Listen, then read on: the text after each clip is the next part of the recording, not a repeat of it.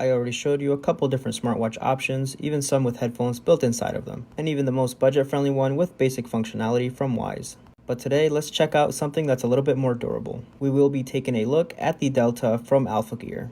There isn't much information directly on the box, so let's check out what's actually inside. Upon opening the box, the first thing you're greeted with is the actual smartwatch. This watch is made to be a lot more durable than your other smartwatches, and it will be water resistant, so you don't have to worry about getting it close to water. In the box, you also get a sticker, a screen protector, which is actually a pretty nice touch compared to the other smartwatches that don't include one. And of course, you do get a USB magnetic charger for the watch, as well as 5 user manuals if for some reason you run out. Looking at the charger a little bit closer, it is pretty similar to what you will see on other smartwatches. Now let's go back over to the watch itself. Already, this feels a lot tougher than everything else we've tried so far. Not only is the top of the watch reinforced, but you also get these very tough and durable bands with metal components that are built to last. This is definitely a more unique design compared to the other ones. And here's a good look at the other band on the other side. Overall, this really reminds me of the more durable watches that you might typically see in stores. The bands are pretty unique and held in by screws, so I'm not entirely sure if it is possible to swap the bands out. Here's a good look at the front screen with all of its components, as well as a good look at the back plate, which is made of steel.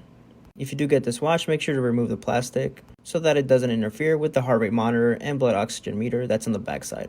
Now that we got a good look, let's actually go ahead and turn this on. To turn the watch on, just press any of the 4 side buttons around the watch. The watch did start up in about 1 to 3 seconds, which is one of the fastest boot times that I've seen on a smartwatch recently.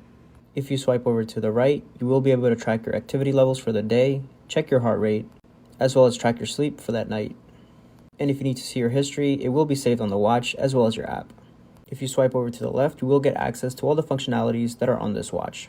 Here you will see the blood pressure reader, the blood oxygen meter, the music controls, a weather app, access to your messages, find your iPhone, as well as a timer and stopwatch. Swiping down on the screen will get you over to the quick settings, where you can turn on Do Not Disturb, access your settings, or find your phone. Just remember to connect your phone before actually trying to use this feature. And if you want to change the watch face, simply hold your finger down on the home screen and select from the options on the watch, or go over to the app where you have over 100 watch face options that you can choose from.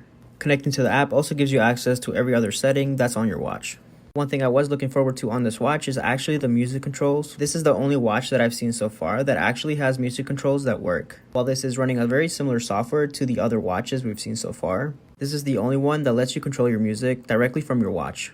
All in all, you do get access to a lot of basic functionalities from this smartwatch, but with a much tougher casing that should be able to handle any outdoor activities.